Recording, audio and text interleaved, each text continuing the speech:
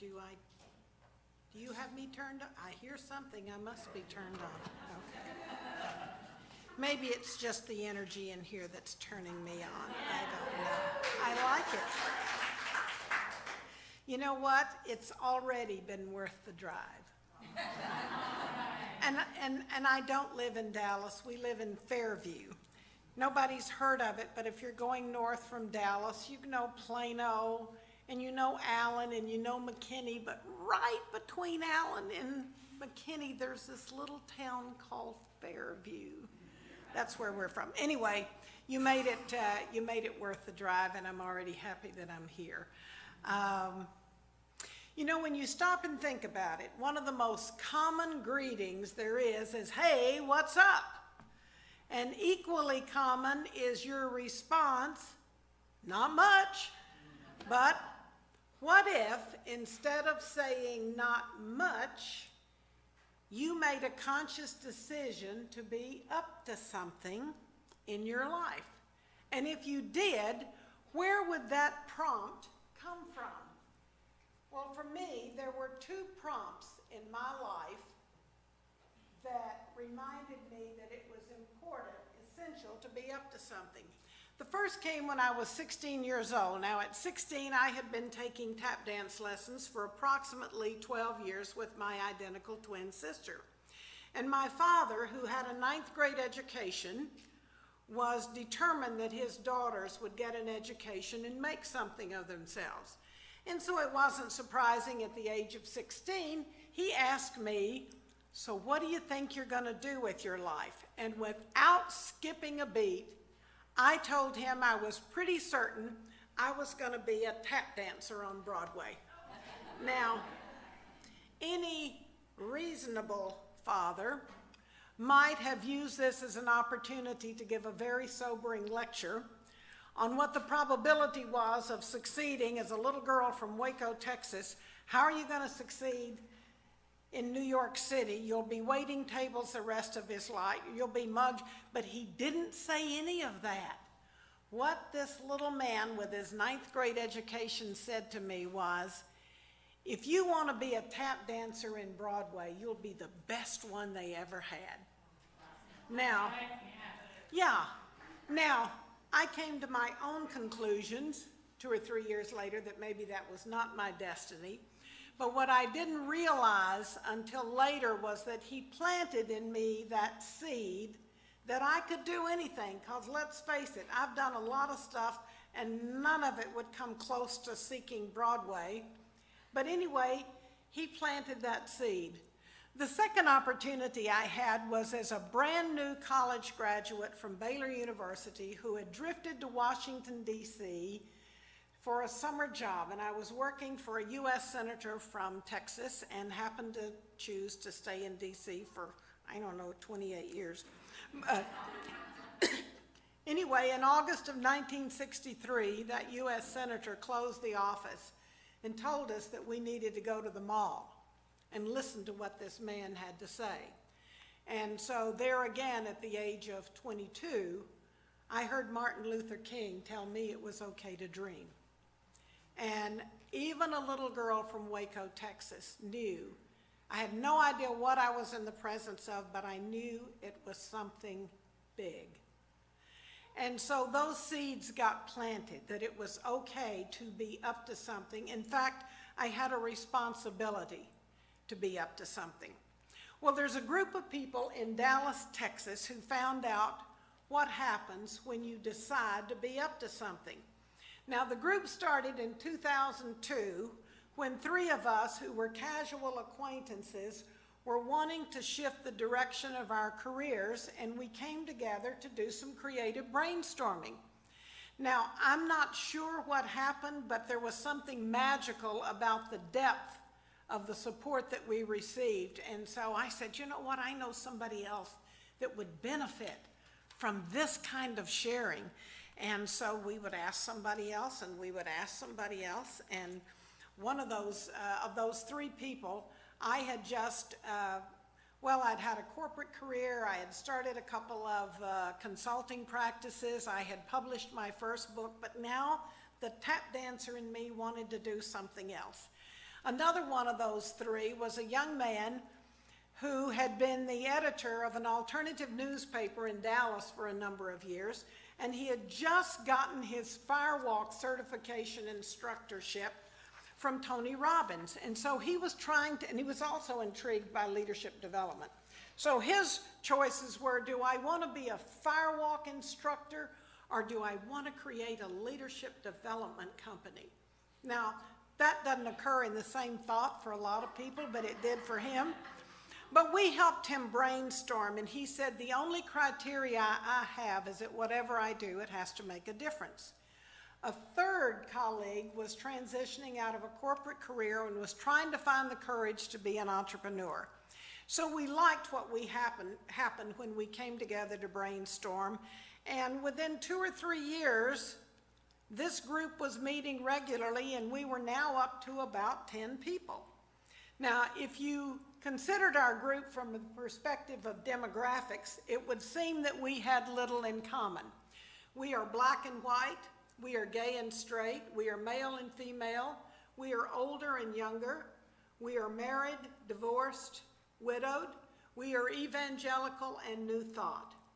Now, it is one thing to be supported by people who look like you and believe like you, but trust me, there is a whole different level of support when you receive it from people who don't look like you or believe like you. So anyway, the group says, well, we need to keep meeting on a regular basis. There's something special here. And I said, well, if we do, we need to call ourselves something so I can send you a monthly email reminder. And then I jokingly said, looking at the diversity of this group, about the only thing that all of us have in common is that we're up to something. Well, the name stuck, and 14 years later, there's a group of 10 of us who still meet once a month for 3 hours, usually in somebody's home, and a lot of the originals are now alumni. But we meet the third Friday of each month, and we only have 2 ground rules. One, of course, is confidentiality, and the other is that judgment is suspended. So when Rand Stagen said, I don't know whether to be a firewalk instructor or create a leadership firm, nobody said, well, let me tell you why you can't support yourself being a firewalk instructor. Or what do you have in you that says you could start a company of any kind? But we just held the space for Rand to figure that out for himself. So we have figured out over the years that there's some fairly common characteristics among people who are up to something. One of them is if your next great idea is keeping you awake at night. And that's exactly what was happening with Rand. Rand said, and I quote, I joined up to something at the beginning of a major career change, and although I was filled with energy and optimism, I lacked any experience and context for starting a business. But the collaborative support and unconditional love that I received from the Up to Something group said it was okay for me to forge a new trail. And what was the outcome of that? Rand Stagen, approximately 10 years ago, started Stagen Leadership. Now, Stagen Leadership is one of the premier leadership development companies on the planet. And if you've ever gone through his 2-year program, it costs you approximately $40,000 a year. So the creme de la creme goes through there. But remember, one of the qualifiers is whatever he did, it had to make a difference. So Rand said, my company has to operate on the principles of conscious capitalism, which we know was started by John Mackey, the founder of Whole Foods. Now, did Rand succeed? Well, while John Mackey was the first chairman of the board of Conscious Capitalism, Rand Stagen was the second chairman of the board of Conscious Capitalism. So, another characteristic of people who are up to something is it's time to take your dreams off hold. Now, the example I want to use here is a woman in our group who had been writing a book for approximately 10 years. Now, I will not ask to see a show of hands for those of you who have had a book in you that long or longer, but I suspect there are several. And she talked about it from time to time in the Up to Something group. And finally, one day, one of our members said to her very gently, so when would you like to see your book published? And she said, I rattled off and gave a whole bunch of excuses that I was busy and there was this going on and that sort of stuff. And she said, driving home from the meeting that day, I was embarrassed at how ridiculous that sounded. And she said, I vowed that before the Up to Something group met 30 days later, I would finish that book. And she showed up 30 days later, and her book, The Global Red Circle, was published approximately a year later. And in fact, just as an aside, she lives in Dallas. She would be a great speaker here some Sunday. So she didn't ask me to plug her. That just popped into my head, but Kim has an amazing story. So she was somebody who knew what it meant to take your dreams off hold. The other person I want to talk to you about who wanted to take his dreams off hold is somebody who really spent the bulk of his career working for an oil field company in Libya and Tunisia. And he was kind of one of those guys, but he said what was keeping him up at night was this poetry that kept pouring out of him. Now, some of you are already saying there's a kind of a juxtaposition there, and there is, but he would wake up in the middle of the night and extraordinary poetry and sonnets would start pouring out of him. And he then started studying up on sonnets and all the iambic rhymed pentameters or whatever that is, and just produced these beautiful sonnets. And then he decided in 1996 that he was going to write some poetry, or actually make a card for his wife for Christmas, and it would have his own poem in there. And our neighbor, who was an artist, he said, had agreed to illustrate some of that poetry for him. That process was 3 years in the making, and for Christmas of 1996, my husband gave me a volume of poetry. Extraordinary poetry, beautifully illustrated by our neighbor, who's an extraordinary artist. So there are a lot of people with Tom's work background in the oil field that might have poo-pooed the idea of being a sonneteer or a poet, but I, for one, Thomas, am very glad you didn't poo-poo that idea. Another characteristic of up to something people is, you know, you may need to be up to something when the economy is prompting you to reinvent yourself. Sandy Gluckman, a more recent member of our Up to Something group, was born and raised in South Africa. Her mother was from Romania and was the only person in her family to escape the Holocaust, and she was able to get the last visa out to South Africa. So Sandy grew up in South Africa and did leadership training both during and after apartheid. So when apartheid was about to end, it was her job to coach leaders of these companies on how to communicate the new way of life at the corporate level after apartheid. And she found out very quickly that the traditional way of just saying to the black Africans in your company, things will now be different, fell on very deaf and suspicious ears. So she said, driving home from work one day, she stopped at an intersection in the town in South Africa, and she said, there on the street corners were black South Africans, and they were dancing and singing and playing the didgeridoo and the drums and stuff, and she said, this is the communication they understand. So she went back then, and let me tell you, it was a hard job to convince those more traditional CEOs that music and dance and celebration was now the way to communicate. And I'm delighted to tell you that a number of years ago, Sandy Gluckman moved to the United States and wound up in our area. And just FYI, she is a PhD child psychologist, and she works now with parents and school systems who are interested in teaching and raising label-free children, so that you will no longer say, this is my son and he is ADHD, or this is my daughter and here's where she is on the autism scale. So Sandy is one of those people who is definitely up to something, and when the characteristic we say is the economy is prompting you to reinvent yourself, she did it through the ending of apartheid. Now, another characteristic of up to something people is it's time for you to go public with your private vision. Now, most of us have this little silent voice. And that's why you need to come to the workshop afternoon. We will get the little voice out of you. So when you know that it's time to go public with your private vision, I want to talk with you about Jerry McGarr.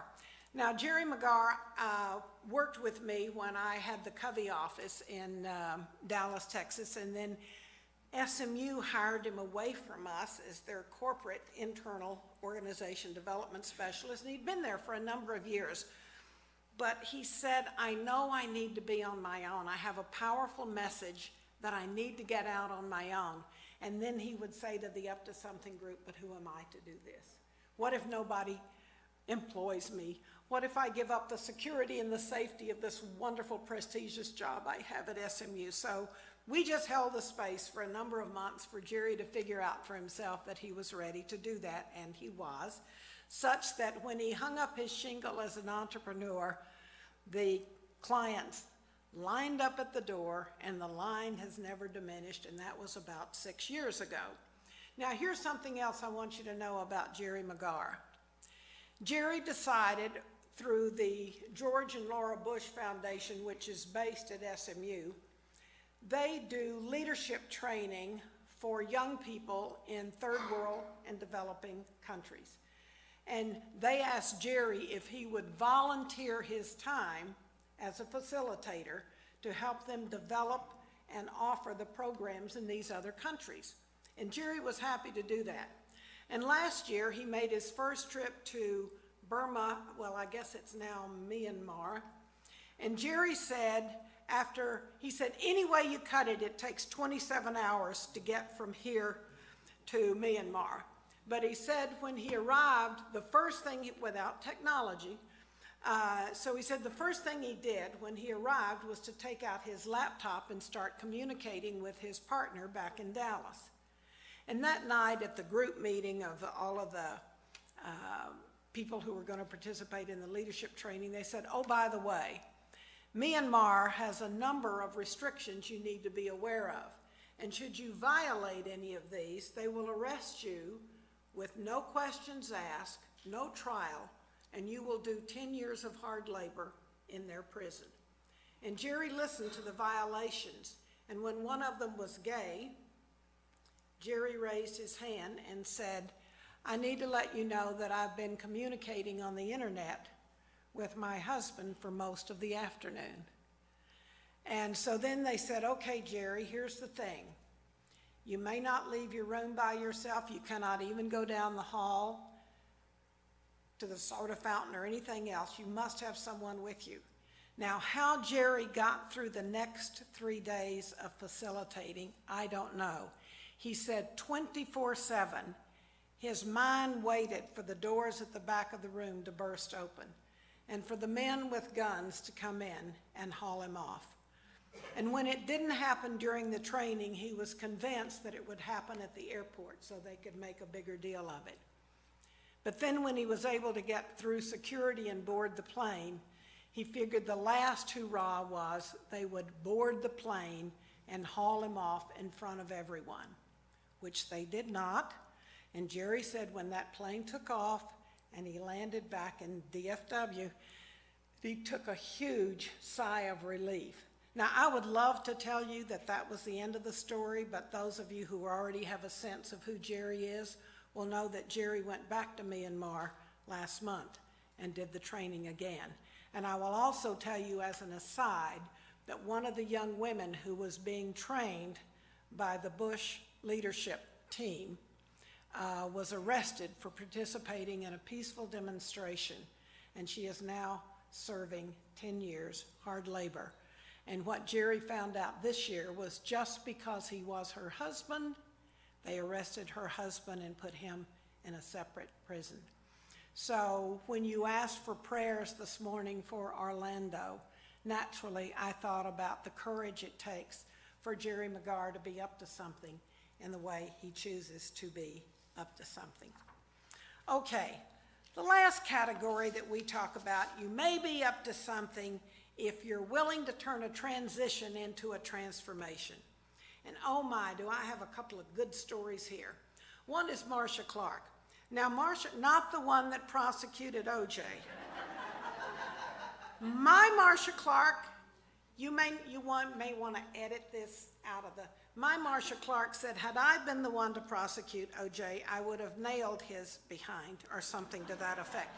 Anyway, Marcia Clark grew up in Galena Park, Texas, and right out of high school, got a job with what used to be the old EDS in Dallas as a secretary.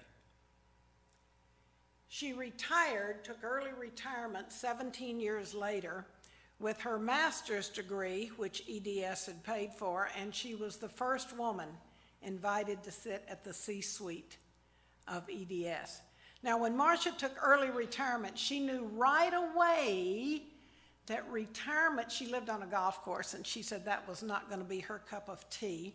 So the way she chose to rewire instead of retire is 16 years ago, she started The Power of Self, which is a 2-year program. Actually, it's 6 modules over 1 year for women, and it takes them on one of the most extraordinary journeys they've ever been on. And again, she can charge $25,000 a person for the 30 women a year from all over the world who participate in this program.